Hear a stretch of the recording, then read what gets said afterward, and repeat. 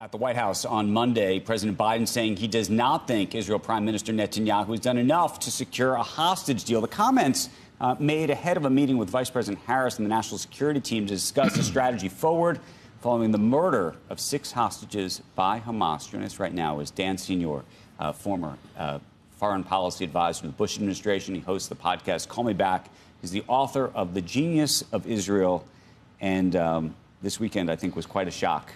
Yeah, it was. So many people watching what took place. Yeah, 6 Israelis slaughtered by Hamas.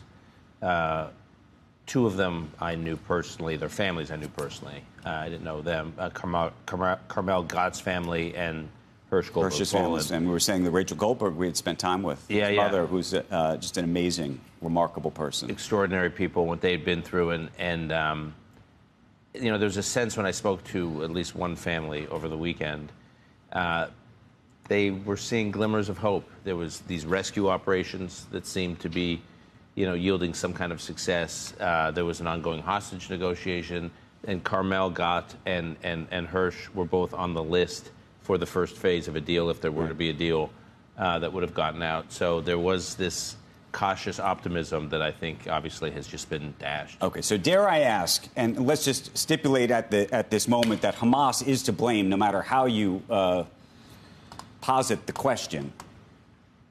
There are now lots of people who are saying, what do you do next? Some people are blaming Netanyahu, right? Mm-hmm. Some people are blaming. I mean, there's blame that's being cast in all sorts of different ways. Yep. My question to you is, where do you lay the blame, and what do you think is supposed to happen next? Well, a couple things. First of all, what President Biden is frustrated by, it seems, is that these negotiations, you know, the U.S. invests all this energy in these negotiations, and they don't go anywhere. Now, what the president has said and what the administration has said, whether it's the president himself, whether it's Secretary Blinken, whether it's the deputy director of the CIA, what they've said, I think 5 times since April 27th, is every time they've put forward some kind of proposal, Israel has agreed to it. Yes. And Hamas has ultimately rejected it. And that was the argument that Netanyahu made yesterday. Right. He said even up until 5 days ago, they were saying Israel was on board with the proposal and Hamas was rejecting it. Now, there are issues that still need to be sorted out, even though Israel is agreeing to the direction of all these proposals. One is, if Israel releases a lot of Palestinian prisoners in return for hostages, who are those prisoners?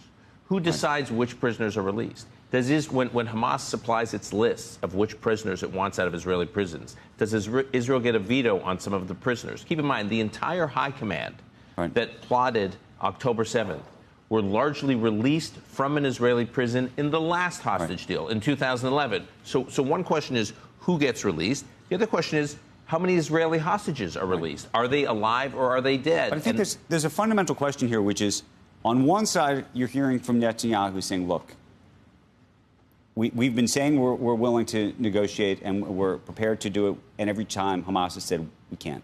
On the other side, by the way, you have people inside his own cabinet, you know, the head of security, saying, getting in a public fight with him over the fact that they have not pursued these settlement deals. Yeah. Well, okay, so there are huge divisions within the Israeli government. You're talking about the defense minister saying that this is related to the Philadelphia corridor. So let's take a minute on that. This has been the issue that kind of flared up in the last few days. So what are we talking about?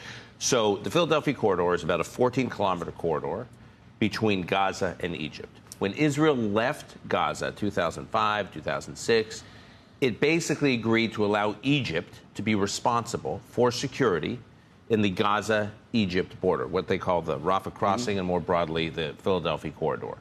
What Israel has learned since 2005, only recently, is that Hamas has used that corridor to smuggle in all its weapons, all its munitions, all its resources it needed to build this labyrinth of tunnels underneath Gaza, the whole war-fighting machine that exists in Gaza that led to October 7th was largely input through there, right? So Israel is saying, and by the way, since Israel's been in Rafah in the last several months, they found 180 tunnels, and these tunnels are like vehicles. So why is his defense minister effectively saying, the opposite.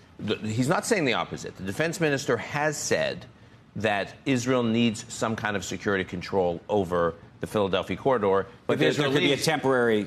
Well, he's saying if in pursuit of a hostage deal, right, we can basically leave Philadelphia and come back. Exactly. Netanyahu's saying we don't think we can go back. That's the debate, right? So the military is saying, and the defense minister is saying, Israel can leave and go back. And you know what? And if it's in service of a hostage deal, then let's just do it and we'll take that risk. And Netanyahu is saying it's not that easy, meaning it's not just a military judgment. It may be a military judgment that Israel can go back in, but it's also a political judgment. What do you think the people of Israel think? Well, hold on. Why is it a political judgment? Because if Israel leaves Philadelphia, you saw for months the U.S. administration, the international community was saying, don't go into Rafah, don't go into Rafah, don't go into Rafah. Israel was feeling such pressure they had to stand back. So what Netanyahu is saying is once we leave, a prime minister is going to have to make that decision, and a prime minister is going to be under enormous pressure. I think the polling on where the Israeli public is very complicated. They are tired of Netanyahu. They're exhausted with Netanyahu, right? 2023 didn't help with the judicial reform debate that tore the country apart. He's been in power for a very long time. So there's exhaustion with Netanyahu. So I think it's sometimes people conflate the frustration with Netanyahu personally as a political leader with what his actual policy is on these issues. My sense is most Israelis do not want to cut a deal that will leave Israel in a position that's vulnerable to another October 7th. What do you think the